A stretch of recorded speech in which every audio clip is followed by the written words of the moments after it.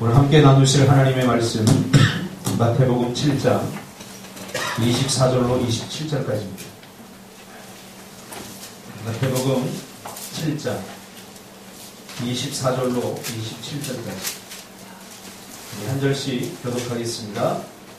마태복음 7장 24절로 27절까지입니다. 제가 먼저 읽겠습니다.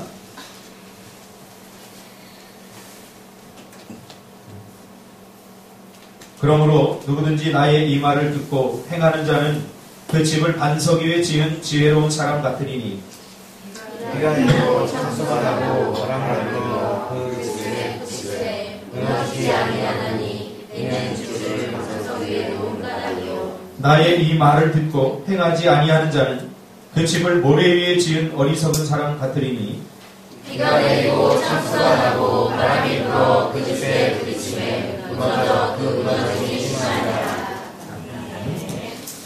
오늘 이 말씀 중심에서 기초가 미래를 결정한다. 기초가 미래를 결정한다라는 제목으로 하나님 말씀 증거하겠습니다. 무엇을 하든 참 기초가 중요합니다. 운동하는 사람들은 어떤 운동을 하든 기초가 중요합니다. 그래서 축구를 하는 사람도 공을 차기 전에 먼저 기초 체력 훈련을 합니다. 공을 아무리 잘 차도 90분간 뛸 수 있는 체력이 안 되면 아무 소용이 없기 때문입니다. 그래서 기초가 중요합니다. 악기를 연주하는 사람들도 마찬가지입니다. 제가 기타를 이렇게 처음에 배우면서 이 굳은 살이 배기고 참 힘들었어요. 빨리 치고 싶은데 그렇게 진도가 빨리 나가지 않아서 굉장히 답답했습니다. 나중에 왜 이렇게 기초가 중요한지 우리가 알게 되죠. 연기를 하는 배우도 마찬가지입니다. 요새 연기 못하는 배우를 발연기한다고 그러죠. 발연기. 다 기초가 없기 때문에 발연기를 하는 거예요. 공부를 하는 사람들도 마찬가지입니다. 건물을 세울 때도 기초가 얼마나 중요합니까? 그렇죠? 기초가 든든해야 위로 든든히 올라설 수 있는 거죠. 심지어 삶을 살아가는 데 있어서 기초가 정말 중요한 것 같습니다. 기초가 뭐 이런 것에만 중요한 게 아니라 우리 인생을 살아가는데도 우리 인생을 잘 살아가려면 기초가 든든해야 됩니다. 차분히 기초가 잘 다져진 사람과 기초가 없는 사람은 그 미래가 달라지는 것을 보게 됩니다. 기초가 없는 사람은 단명합니다. 단명. 오래가지 못합니다. 반짝하고 끝나는 거죠. 그러나 기초가 있는 사람은 시간이 지날수록 빛을 발하죠. 시간이 지날수록 더 단단해지고 시간이 지날수록 더 프로페셔널해집니다. 운이나 재능이나 그런 것들로 어느 정도 수준까지 따라갈 수 있지만 기초가 없는 사람은 더 이상 성장할 수 없게 됩니다. 모죽이라고 하는 나무가 있습니다. 이 대나무과의 일종인데요. 한국, 중국, 일본, 동남아 쪽에서 재생하는 나무, 동아시아 쪽에서 자생하는 나무입니다. 이 나무는 심으면 1년이 지나고 2년이 지나고 3년이 지나고 4년이 지나고 5년이 지나도록 이게 아무 반응이 나타나지 않는 거예요. 사람들이 야 이게 죽었다.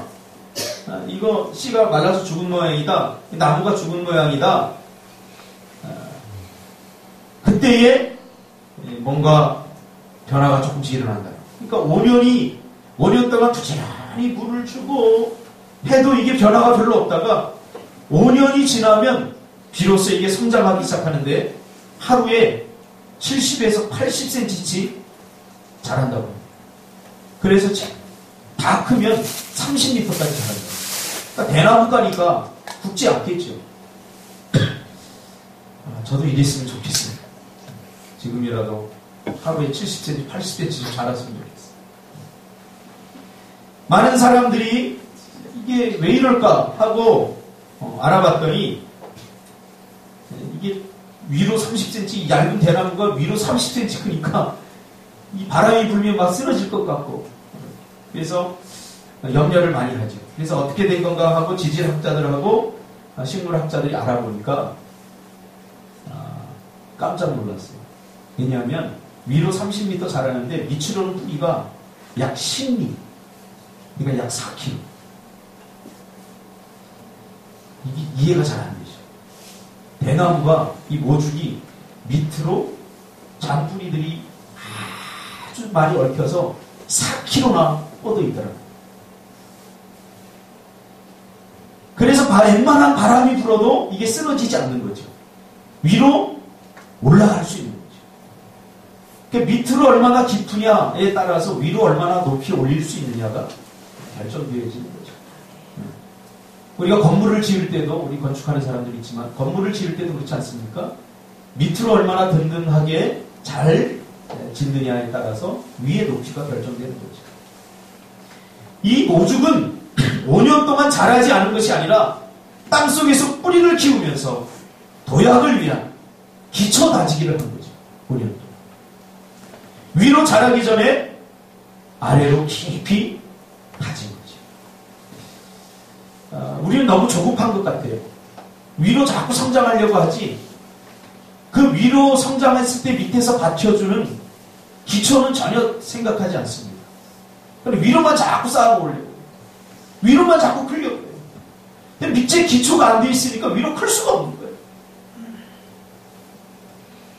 위로 63층에 올라가려면 그 밑으로 얼마나 든든한 기초가 버텨줘야 됩니다.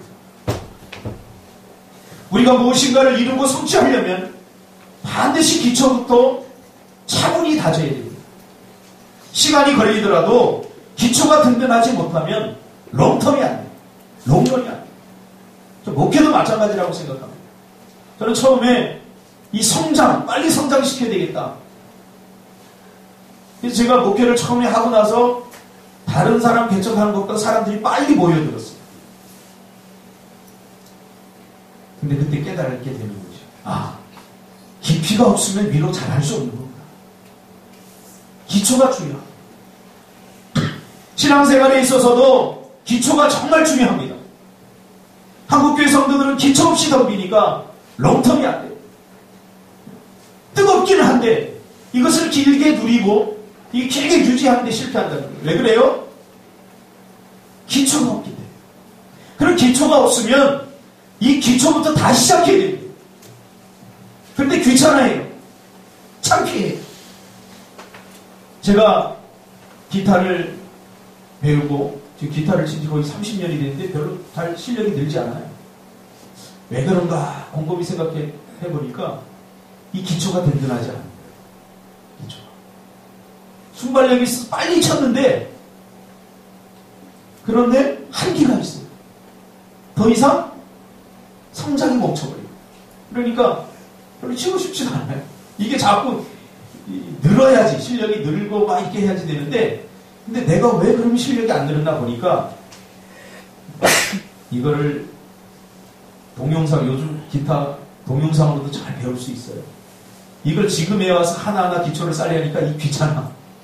이 내가 뭐 부귀영화 누리겠다고, 내가 뭐 대단한 걸 해보겠다고, 이거 처음부터 또 다시 시작할까 하고 멈췄어요. 근데 요즘 제가 영어를 배우기 시작했어요. 영어를 포기하지 않고 계속 할 수 있는 비결이, 방법이 뭘까라고 생각하다가 내가 좋아하는 걸 해야 되겠다. 난 노래를 좋아하니까 팝송을 하자. 그래서 다른 것도 공부하면서 제가 팝송을 배우기 시작했어요. 팝송을 배우면서 기타도 지금 하나하나 연습해 나가고 있어요. 그러니까 얼마나 재밌는지 몰라요. 아마 그럴 거예요. 쟤네 다니는 사람들은 이 꿈틀교에서 무슨 목사가 팝송을 불러.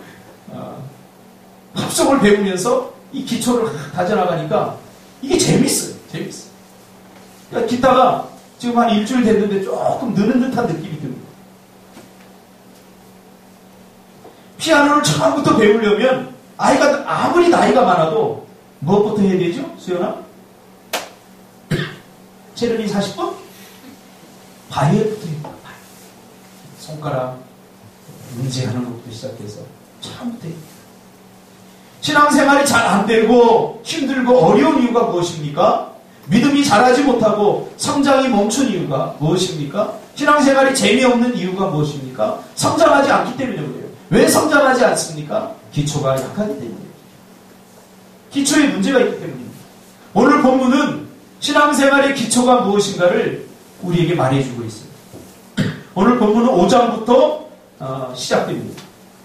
5장부터 하나의 전체적인 맥락이 되는 거예요. 5장부터 6장, 7장까지 팔복에 관한 이야기죠. 그리고 오늘 본문은 이 팔복에 관한 결론입니다. 그러면 5장부터 어떤 내용의 이야기를 예수님께서 하셨는가? 5장은 우리가 산상설교라고 합니다. 예수께서 산 위에 올라가 앉으시니 제자들이 나온지라 입을 열어 가르쳐 가라사대 심령이 가난한 자는 복이 있느니라 이렇게 시작이 됩니다. 제가 5장부터 7장까지 어릴 적에 가정 예배를 드리면서 저희 어머니한테 맞으면서 암송했던 거예요.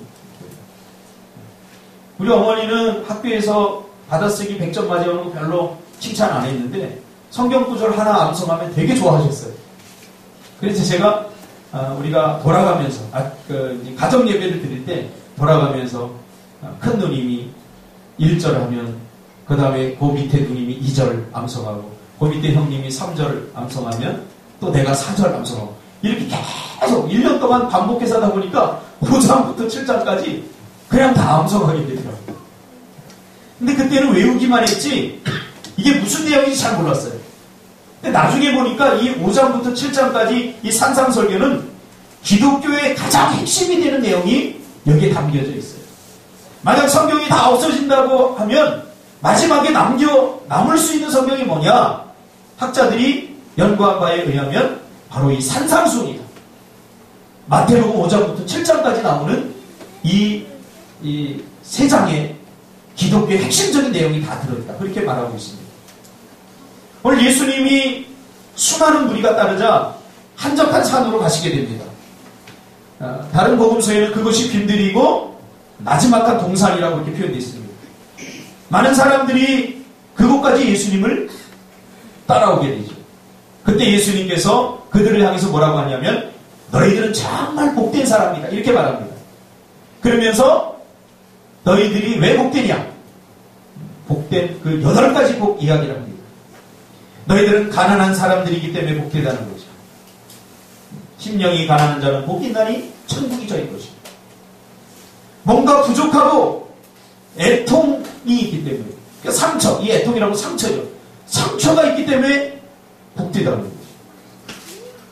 의에 주려 있기 때문에 뭔가에 목말라 있고 박해를 받고 고난이 있기 때문에 복되다는 겁니다. 그러니까 세상이 말하는 복과는 전혀 다른 복이죠. 그러니까 예수님께서 이해할 수 없는 말을 하는 거예요. 그러자 사람들이 이해할 수 없는 이 예수님의 말씀에 점점 귀를 기울이게 됩니다. 그렇죠? 상처가 없어야 복이 되고 부여해야 복이라고 말하는 세상 속에서 오히려 가난해야 복이 되고 상처가 있어야 애통해야 복이 되고 뭔가 부족하고 굶주려 있어야 복이 된다고 말하니까 이게 예수님이 무슨 말 하나 하고 무리들이 지켜보는 거예요.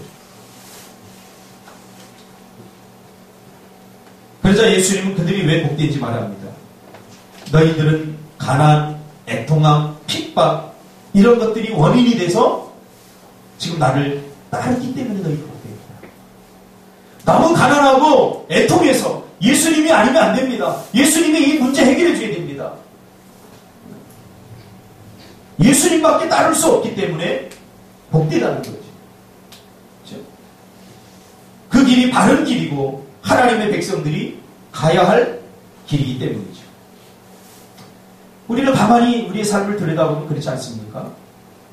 우리가 문제가 있고 힘든 일이 있고 고난이 있을 때 내가 해결할 수 없는 일에 직면했을 때 우리는 가난해집니다. 그래서 주님을 더 따르는 거예요. 주님에게 더 절박해지죠. 그러나 그런 것들이 채워지고 뭔가 우리가 부유해지고 애통함이 사라졌을 때 우리는 주님과 점점 멀어지는 것을 발견하게 됩니다. 어떤 사람은 질병에 걸려서 사형 선고를 받고 이 병은 저 병은 다 다녀봐도 고칠 수 없어요. 주님밖에 의지할 수 없기 때문에 교회 나왔다가 주님을 영접하게 됩니다. 그것이 복되다. 가난 자체가 복이 아닙니다. 애통 자체가 복이 아닙니다. 그런 것들이 원인이 되어서 하나님을 찾고 하나님을 만나게 되는 것, 이것이 축복인 거죠. 예수님을 찾지 않아도 될 만큼, 하나님을 바라보지 않아도 될 만큼 다른 사람들은 어쨌든 어떤 형태로든 부요합니다. 내 인생에, 내 삶에 하나님이 그렇게 중요하지 않아. 왜? 다른 것들이 있기 때문에, 다른 것들로 채워져 있기 때문에. 지금 이 빈들에 나와서 예수님의 말씀을 듣는 사람들은 전부 다 그런 사람들이에요. 예수님 이 문제 해결해 주십시오. 병든 사람, 마음이 애통한 사람, 뭔가 문제가 있는 사람, 고난받는 사람, 이런 사람들이 예수님께 뭔가 기대하고 어디까지 따라왔어요? 빈들까지 따라오죠. 빈들까지. 빈들이 없는 사람들은 누구예요? 굳이 내가 뭐 예수님을 따를 필요가 있어요. 부요한 거죠. 그래서 그들은 예수님의 말씀을 들을 기회를 놓쳐버린 거죠. 이들은 그렇게 빈들까지 와서 그들의 빈 인생, 텅텅 비어버린 마음에 예수님의 말씀을 담기 시작하죠. 그렇게 예수님의 말씀을 듣다가 어떤 일이 일어나죠? 로마서 10장 17절 말씀처럼 믿음은 들음에서 나며 들음은 하나님의 말씀으로 말미암습니다. 믿음이 생기는 거죠. 말씀, 여러분 믿음이 생기려면 들어야 돼요. 하나님의 말씀을 듣다가 믿음이 생겨서 마음으로 믿어 의에 이르고 입으로 신하여 구원에 이르는 하나님의 백성이 된 거죠. 그러니까 이게 복이죠. 이게 복이죠. 뭔가 부족한 게 복이 아니라 부족하기 때문에 하나님을 찾을 수 있고 예수님을 따라왔더니 그곳에서 예수님이 말씀을 전하자 그 말씀을 듣고 믿음이 생기고 예수를 하나님의 아들로 영접하게 되고 하나님의 백성이 되는 놀라운 변화가 일어난 거죠.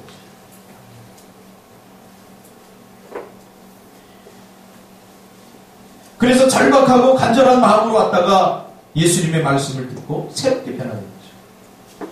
자, 그리고 그 다음에는 예수님이 무슨 말씀을 하냐면 이 복된 하나님의 백성들은 세상에서 어떻게 살아가야 되는 걸 예수님께서 말씀하십니다. 너희들 그런 애통함과 그런 고난, 그것 때문에 나를 따라와서 이 빈들에서 내 말을 듣다가 너희들 나를 구세주로 영접하게 돼서 하나님의 백성이 되는데, 그러면 이렇게 하나님이 된 백성들은 어떻게 살아야 되는가? 5장에서 팔복에 대해서 이야기하고 그 다음에 하나님의 백성들은 어떻게 살아야 되는가를 이야기하죠. 그래서 그 다음부터는 삶의 실천적인 기준이 율법을 이야기합니다. 하나님의 백성들은 하나님의 말씀대로 살아야 되는데 그 말씀의 기준이 율법이죠. 그래서 율법 이야기를 하고 그 율법을 구체적으로 풀어줍니다. 이 율법이 우리의 삶 속에서 어떻게 삶으로 드러내야 되나 그걸 보여주는 거죠. 그래서 노하면 안 된다. 분노하면 안 된다. 간음해서는 안 된다. 약한 자를 대적해서는 안 된다. 원수를 사랑해야 된다. 구제할 때 은밀하게 해야 된다. 기도하라. 외식하지 말라. 보물을 하늘에 쌓아두라. 비판하지 말라. 하나님의 백성들은 좁은 문으로 가야 된다. 이런 이야기를 하다가 예수님께서 갑자기 이 말씀을 듣는 무리들을 긴장시키는 말을 합니다. 이 말이 거의 끝나갈 때쯤 예수님이 뭐라고 하냐면 이 말을 들으면서 많은 청중들은 그랬겠지. 야, 이제 우리가 하나님의 백성이 되었구나. 우리가 뭐 다른 사람들은 부여하지 않지만 우리가 이 빈들까지 따라와서 이 고생한 보람이 있구나. 우리는 드디어 하나님의 백성이 되었구나. 이렇게 안심하던 그들에게 예수님은 또 그들의 마음을 들쑤시는 거죠. 그러나 주여 주여 하는 자마다 하나님의 백성이 아니다. 열매로 그들을 알게 된다. 안심하고 있던 그들을 다시 긴장시키는 거예요. 그러면서 그날에 많은 사람들이 나더러 주여 주여 주의 이름으로 선지자 노릇하고 주의 이름으로 귀신을 내쫓으며 주의 이름으로 많은 권능을 행하지 아니하였나이까 하리니 주님이 뭐라고 합니까? 내가 도무지 너희들을 알지 못한다. 여러분 속아서는 안 돼요. 교회에 나오는 것이 하나님의 백성의 기준이 아닙니다. 권능을 행하고 예수님의 이름으로 귀신도 내어줬고 이거 얼마나 대단한 일입니까? 오늘날 내가 여기서 기도해서 귀신을 내쫓거나 병든 자를 고치면 금방 붕될 겁니다. 그러니까 그런 것들이 속아서는 안 돼요. 한국교회는 지금까지 그런 것들이 속았어요. 매우 적고 뭐 기적주의 이런 것들이 한국교회를 건강하지 못하게 했어요. 예수님이 뭐라고 그래요? 너희들 내 이름으로 했지만 내가 도무지 너희들 모른다. 이 말은 뭐예요? 정말 너희들이 내 이름으로 했냐? 제가 어릴 적에 이런 집회들이 굉장히 많았어요. 은사 집회, 신유 집회 이런 것들이 많아서 저희 어머니 따라 제가 가끔 그런 데 가봤어요. 그런데요, 참 문제가 많아요. 왜냐하면 기도해주고 돈 받아요. 마치 점집에 가는 것 같은 기분이 들어요. 예언 기도해준다. 이러면서 기도해주고 돈 받아요. 우리 자식이 문제 있습니다. 어떻게 될까요? 참 안타까웠어요. 기도해주고 그렇게 하는 거예요. 이런 것들 중요하지 않다는 거예요. 귀신을 쫓고 여러분들도 다 귀신 쫓을 수 있어요. 할렐루야. 쫓아보세요. 안 쫓아봐서 그렇지.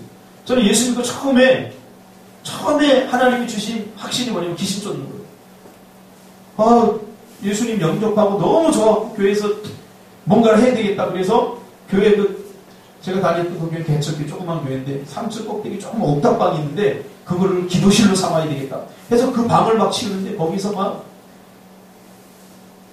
산풍내니까 술병 나오고 담배 꽁초 나오고 막 여자 팬티가 나오고 막 별게 다 나와요. 근데요,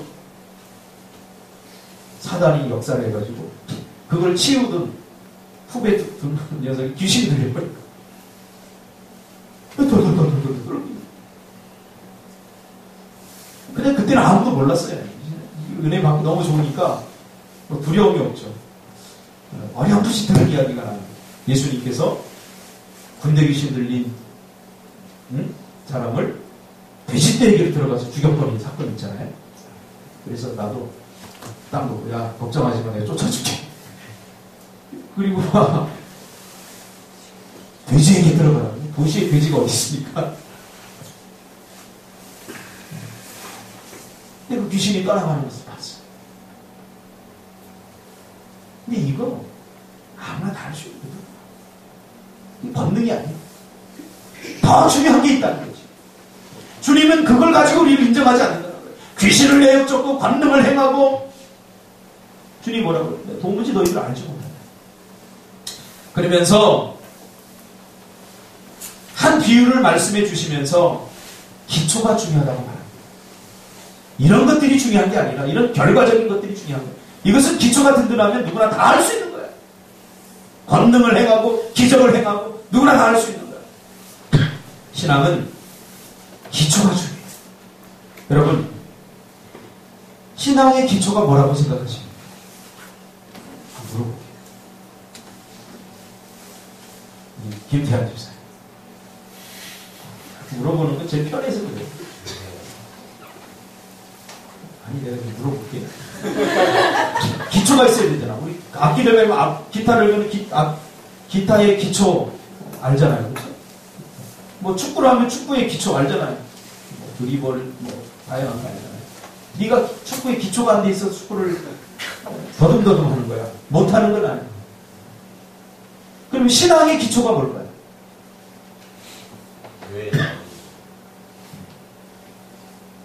그럼 교회 나오면 다 기초가 생기는 거예요? 왜 자꾸 바꿔? 신앙의 기초가 뭘까요? 저는 이 본문을 보다가 예수님이 우리에게 굉장히 명백하게 이야기를 해주셨는데 우리가 이것을 캐치하지 못했구나 하는 것을 발견하게 됐어요. 오늘 그 이야기를 하려고 합니다. 우리가 흔히 생각하기에 신앙의 기초는 기도다, 예배다, 말씀이다.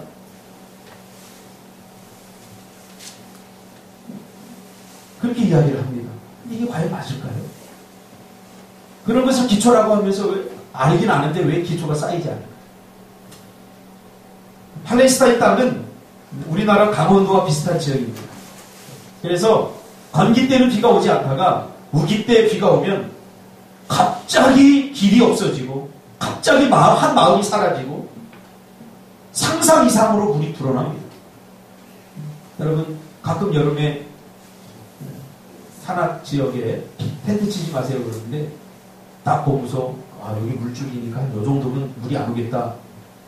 그렇게 했던 사람들이 다 죽어요. 왜? 상상이 안 돼요. 여기까지 물이 올라와?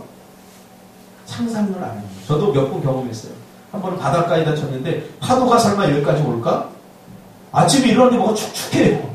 이러다 보니까 거기까지 물이 드는 거예요. 김성찬 목사가 한 번은 내 사람 쪽에다가 텐트를 쳤어요. 했는데 비가 왔는데 정말로 엄청나게 물이 부는 거예요. 이게 순식간에 불어버려요. 왜? 골짜기로 되어 있기 때문에 물이 한 번에 쏟아지면 이게 엄청나게 불어나는 거죠. 그러니까 팔레스타인 지형이 그런 지형으로 되어 있다는 거죠. 그래서 집을 지을 때 우리가 그냥 모래, 팔레스타인 지형은 모래니까 이 평평한 지형에 지어서는 절대 안 돼요. 기초가 있는 바위나 어떤 뭔가 기초가 있는 곳에 집을 지어야 그 물에 쓸려 내려가지 않을 수가 있죠. 여러분, 모래 위에 집을 짓는 사람이 어디 있겠습니까? 근데 평평한 이런 땅이 모래이기 때문에 그렇게 표현이 된 거죠. 그래서 기초가 있는 어떤 든든한 바위나 암석 이런 위에다가 집을 져야 창수가 나고 이런 물이 막 와도 쓸려 내려가지 않게 되는 거죠. 이 예수님의 말씀을 듣던 청중들은 그 사실을 너무나 잘 알고 있었죠. 예수님이 지금 그 이야기를 하는구나. 그러면서 예수님 뭐라고 그럽니까? 하나님의 말씀을 듣기만 하고 행하지 않는 자는 마치 모래 위에 집을 지은 사람 같다라고 말합니다. 자, 잘 연결을 하셔야 돼요.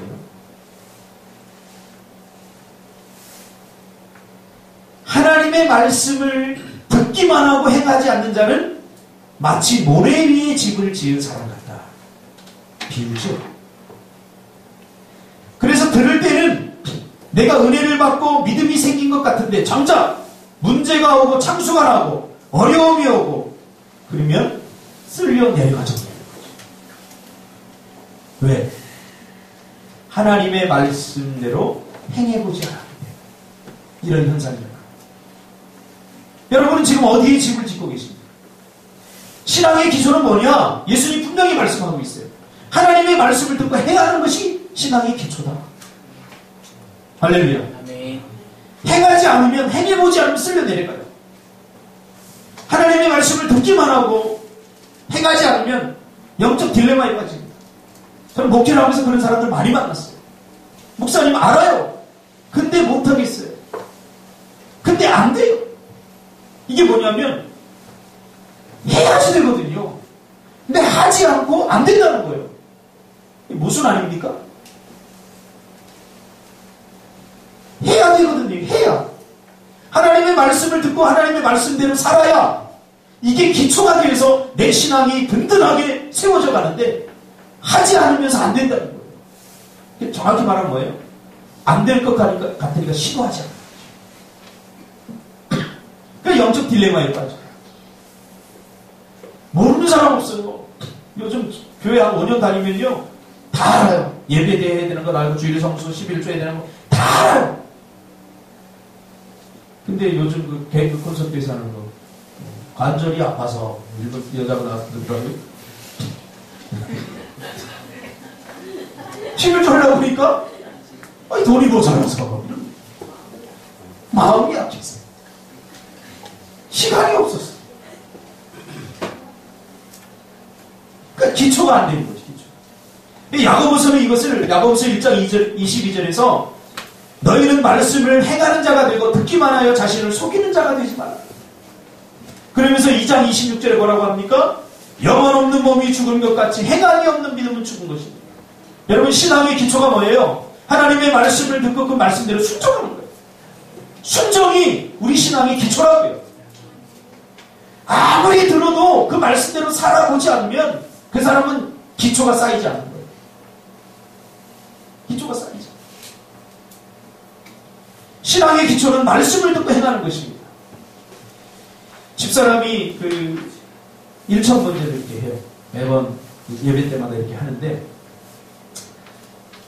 제가 이제 그 1,000번제에 대한 설교를 하고 나서 그 말씀을 듣고 나도 한번 해봐야 되겠다. 하나님께서 정말 그런 복을 주실 것이다. 하고 이것을 하기 시작했어요. 근데 보니까 1,000원씩 하더라고. 1,000원씩. 그걸 하고 나서 진짜 하나님께서 그 일천번제를 통한 엄청난 복을 주셨어요. 정말 감당할 수 없는, 한번 들어보세요. 감당할 수 없는 복을 주셨어요. 그래서 제가 그랬어요. 여보, 천응하지 말고 조금 올려. 요새 조금 더 해요.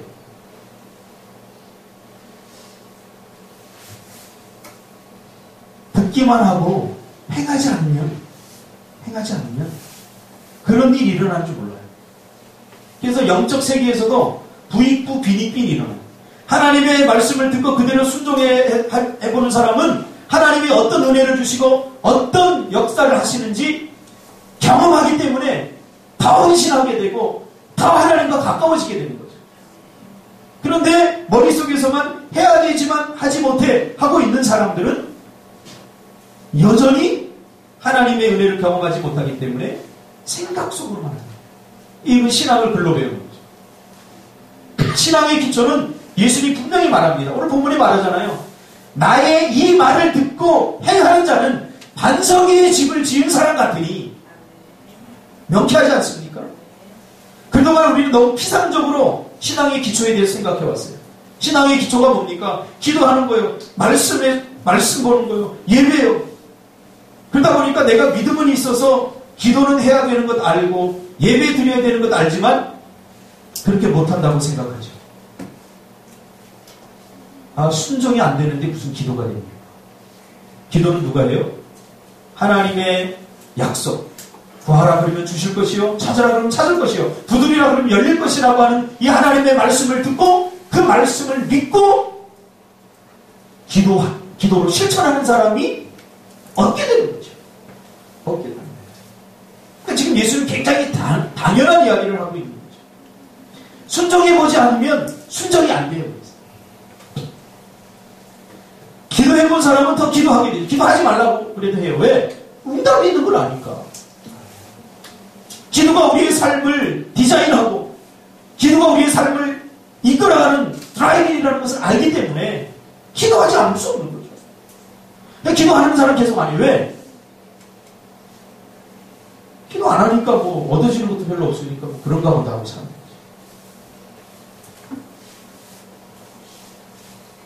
예수님이 우리에게 준 신앙의 기초는 실제적이고 실천적입니다. 아무리 너희들이 알고 있다고 해도 실천하지 않으면 소용이 없다는 거죠.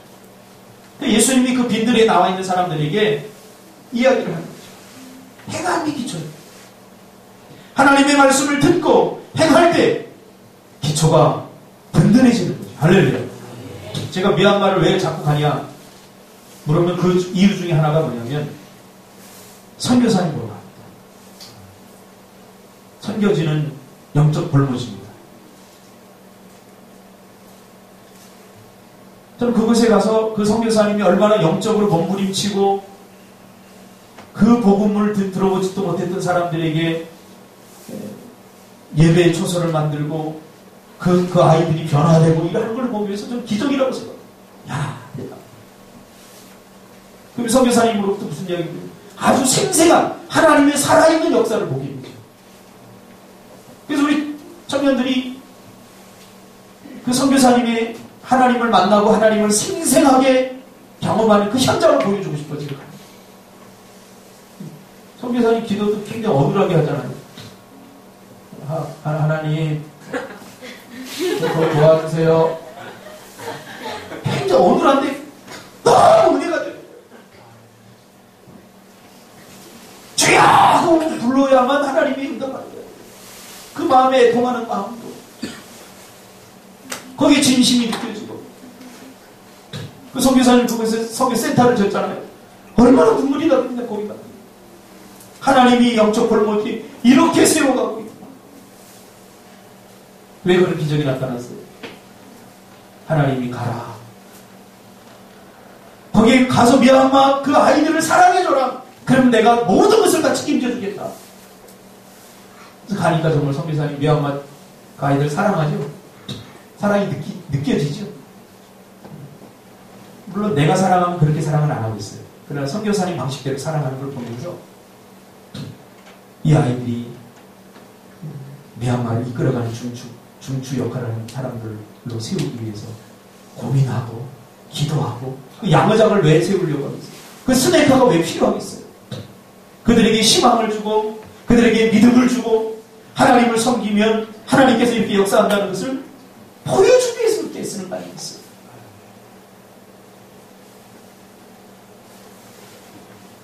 여러분, 신앙의 기초는 순종입니다. 순종이 안 되면 아무것도 안 해요. 명심하시기 바랍니다. 그것을 대표적으로 보여주는 것이 사무엘상 15장입니다. 누가 나와요? 사무엘상 15장 주인공 사무엘상 15장 누가 나와요? 사무엘이 나오죠. 또 누가 나와요? 사울. 또 누가 나와요? 거짓말 치고 있어. 아말렉이 나와. 아말렉이 이스라엘을 쳐들어왔어요. 쳐들어왔는데 야 모여라 그랬더니 이스라엘 병사가 32,000명 나온 거예요. 아말렉이 몇 명이에요? 수도 없어. 성경에 보니까 모래보다 해변의 모래보다 더 많다고. 수십만이 온 거예요. 그러니까 3만 명으로 안 돼요. 3만 명으로 안 돼요. 그런데 전투를 하기 전에 하나님 앞에 먼저 예배를 해야 되죠. 그렇죠? 예배를 해야 되는데 사무엘이 안 오는 거예요. 어디에 지금 적군이 쳐들어와서 나라가 망하게 되는데 사무엘이 안 오는 거예요. 선지자가 예배를 인도해야 됩니다. 근데 보니까 32,000명이 딱 와서 야 아말렉 사람들 보니까 뭐 색감이에요. 색감. 그러니까 도망가요. 탈려가는 거야. 탈려. 싸우러 왔다가 우리 안 될 것 같으니까 다 탈려이에요. 그러니까 사울 왕이 조급해진 거예요. 야 이러다가 저 사람들마저 이거 몇 명 안 됐는데 얘네들마다 다 도망가면 우리가 뭘로 싸우지? 여러분 사울이 기다릴 만큼 기다리겠어요. 기다리고 여러분 같으면 어떻게 하겠어요? 내일 막아야 되는 1,000만 원이 있는데 이게 지금 내일 막아야 돼. 이거 어떻게 해? 조급해하지 않겠어요? 그러다가 나오는 게 인간적 수단이에요. 먼저 기도해야죠. 먼저 하나님의 도우심을 구해야죠. 그러다가 자기가 제사를 드려버립니다. 그때 사무엘이 와서 뭐라고 그럽니까? 저는 이 말이 평생 잊혀지잖아요. 사무엘이 이르시되 여호와께서 번제와 다른 제사를 그의 목소리를 청정하는 것보다 좋아하게 하시겠습니다. 하나님은 예배보다 우리의 헌신보다 우리가 하나님의 말씀대로 순종하는 걸 더 중요하게 합니다. 제가 목회를 해보니까 이 말이 무슨 말인지 조금 알 것 같아요. 순종. 부모님도 좀 마찬가지세요. 부모님에게 뭐 좋은 집사드리고 뭐 좋은 데 취직하고 그것보다 더 중요한 것은 부모님의 말씀에 잘 순종해 주는 겁니다. 하나님도 똑같아요.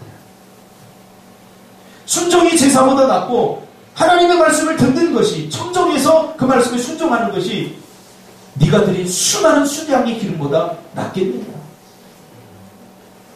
네가 여호와를 먼저 버렸기 때문에 여호와께서 너를 버린다. 불순종.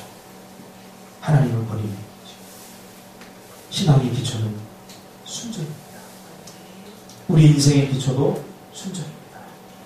하나님의 말씀을 듣기만 하지 말아요.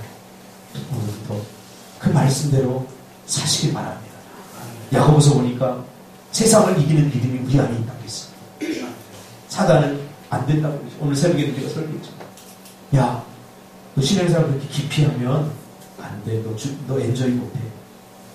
너 헌금 더 많이 내야 되고 신앙생활 깊이 하면 너 시간 다 뺏겨. 그러니까 적당히 요만큼 하래.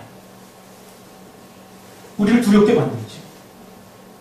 우리를 더 이상 나가지 못하도록 만들지. 주님의 말씀은 순종하라고 말해요. 더 깊은 곳에 그물을 던지라고 말해요. 던지지 못하지.